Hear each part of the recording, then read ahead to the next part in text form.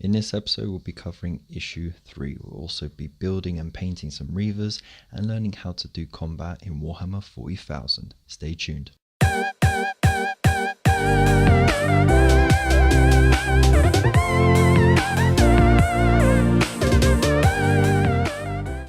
So what's included with issue 3 of Warhammer 40,000 Conquest? Well, let's crack it open and have a look. So first thing you'll notice, you get a sprue with 3 Reivers. Very cool. They're absolutely beautifully crafted. I love their masks, the little skull masks. You also get a pot of lead belcher, which is great for painting these up and the other models that you've already collected. So inside the issue we get to see who the Reivers are and what their role is within the Space Marine armies. They also show you what the war gear does, and you'll also get to read up on the War of Taravan, which sees the Raven Guard deployed the Reivers to help win a war against the Necrons. Then you also got your building section and your painting section. So in the painting section it will show you how to paint your Reivers, and also where on your previous models you need to paint your lead belcher.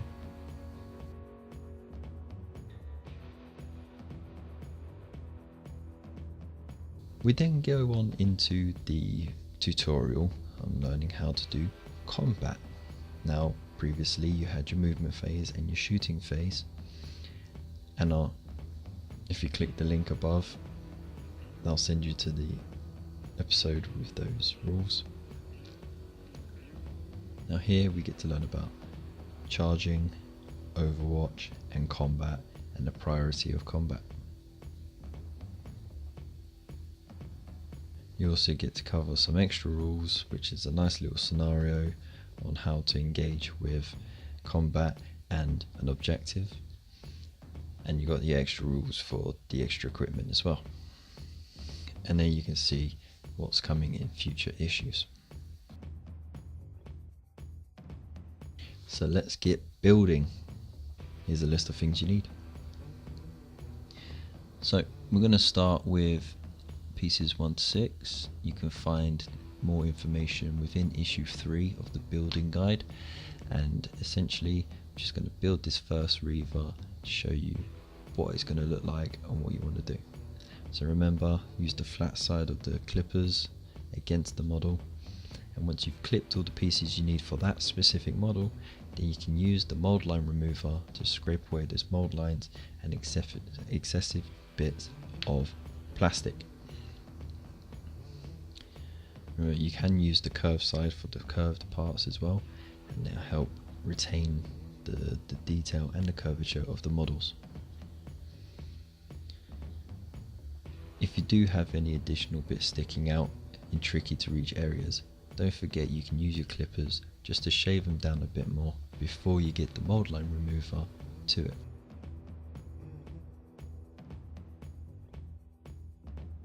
Oh, and if your T is any lighter than that, you're a heretic. Right, back to it.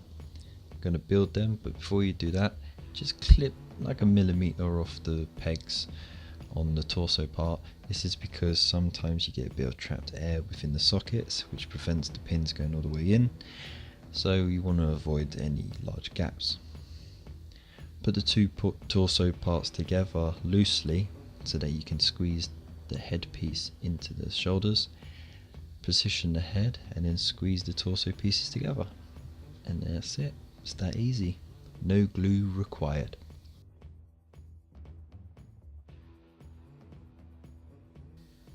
Once you're happy that it's squeezed tightly enough, you can then put the arms on as well.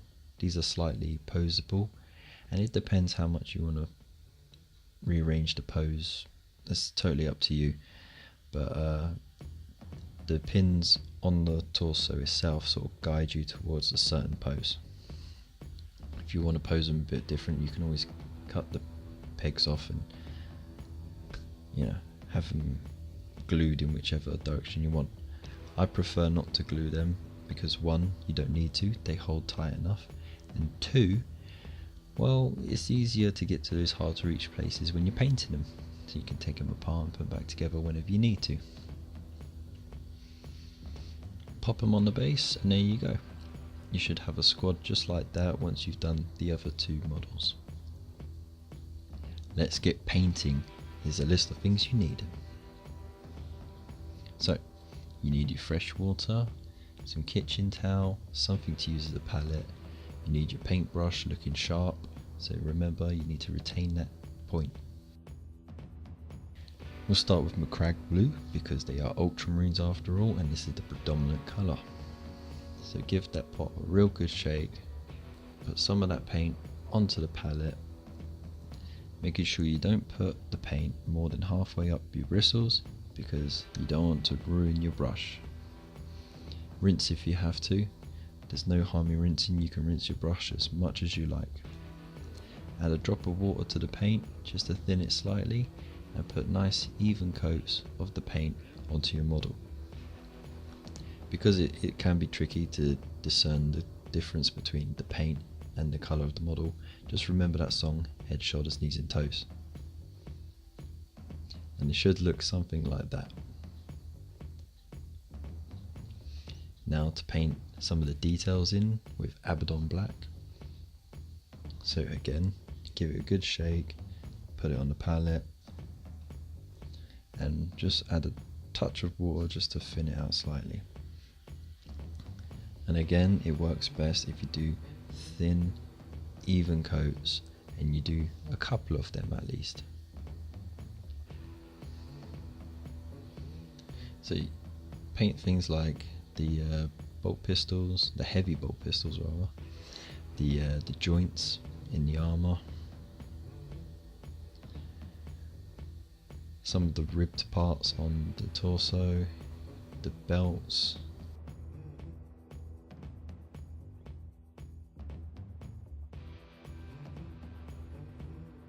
the gun holsters and the scabbard, and it should look something like that. Once you've done that and it's dry, you would then get Retributor armour out.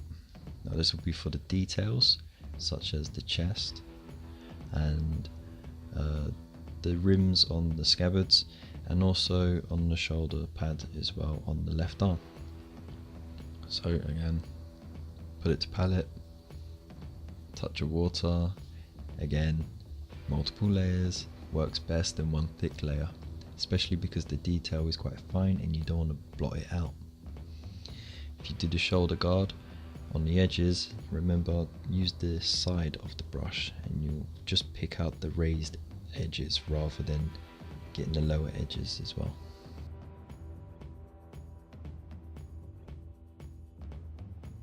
If you do get a bit too much paint on the detail, remember just to rinse the brush and then dab that brush back on the area that you put too much paint on, and it'll help pick it all up. And don't worry about making any mistakes either, because you can always go back with previous colour. So once you've done those, we get onto the lead belcher. So some of the other details like the grenades will be painted in this. There'll also be little sockets and buttons on the armour which you can paint in this as well. You're then going to want to paint the combat blades as well, and any belt buckles that you find. The heavy bolt pistols are going to want to be painted, and the exhausts on the backpacks, and also you get an opportunity to go back to the models from the previous issues as well and fill out those details. So the Intercessor Sergeant had the reliquary and his badge of office. You want to get his bolt rifle as well.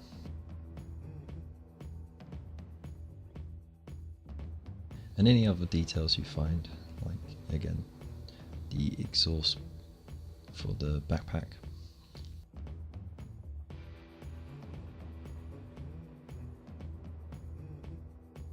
Be very careful with this bit.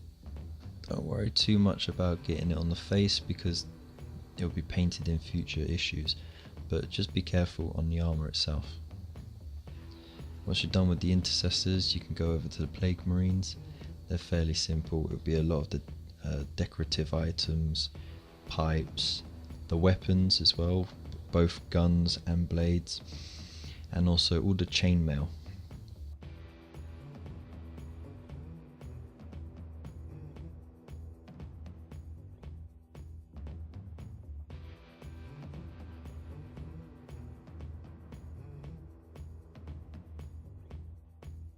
So as mentioned before, you want to get the blades and also the plasma gun on the back of the unit champion.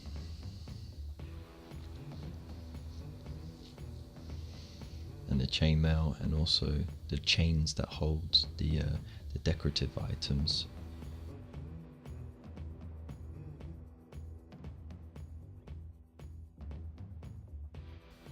Don't forget the grenades. And any spikes on the helmets as well.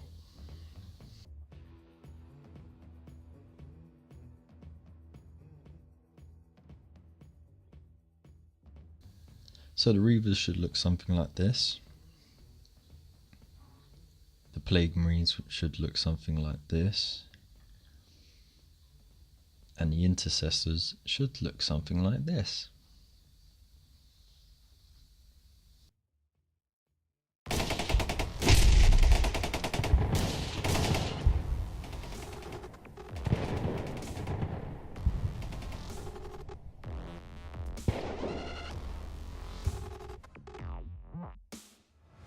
Previous issue, you got to learn about moving and shooting. In this issue, we're learning about charging and combat. So first of all, set out your map, get the dice, get the range finders, put the objective markers aside for later, and set up your Reivers and your Plague Marines. So what I'm going to do is just demonstrate how the combat phase is done. So you start with stages. First, you declare that you're going to charge a unit or model towards another unit or model. You then make sure that they are within 12 inches so that they can do that. The opponent then gets a chance to use Overwatch. Now, Overwatch is a free shot that they get to do on a 6 to hit, and it's to represent panicking at someone just running at you. You cannot do this if you do not have line of sight of the model to begin with. So if they're running out from cover, like this container as a terrain feature, you won't be able to use Overwatch. But if you can see from where they're starting, then you can shoot at them with that Overwatch. Once you have resolved the Overwatch, you then roll the 2 dice for the charging model, and that's the distance they go. Make sure that they do end up within 1 inch of the enemy model. Another point to make is that you don't need to have line of sight when you are charging. Line of sight only affects shooting. Okay, so let's say you already have 2 models in combat and you want to charge a second model into that combat. Now, because that warrior is already fighting for his life, he's too distracted to notice anything going on around him. So therefore you will not be able to do an Overwatch shot, which means that that model can charge in freely as long as they roll. Now, let's learn about priority within combat. Now the first models to attack will be the ones that charge that turn. Once you have resolved those attacks, if there are any models left over, you then go by turn priority, so whoever's turn it is. So in this case it is the Ultramarines, so the Ultramarine gets to pick the next unit to attack.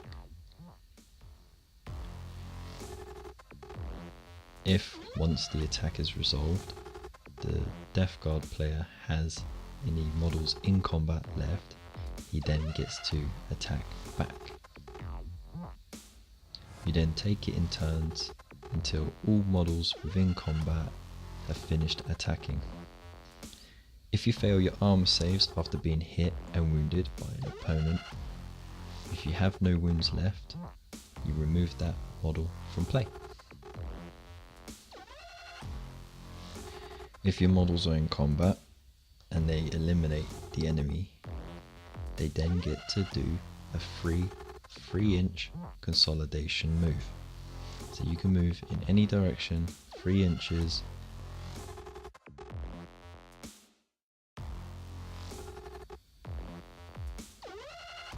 And there you have it.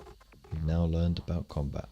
Now if you really want to make things interesting, you can use the replay rules, and the scenario essentially is the Death Guard have control of this command console, which the Reivers desperately need to stop the flow of the invading forces. So the Death Guard need to defend it and stop the Reivers from getting to it, and the Reivers need to get to it. Now the objective stays exactly where it is, so it is just the models themselves that will be moving around.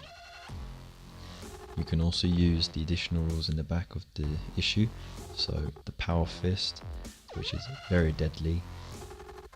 It only needs a 2+ to wound. The Plague Knife is also very deadly, where you get to make a reroll of a 1 when you are rolling to wound.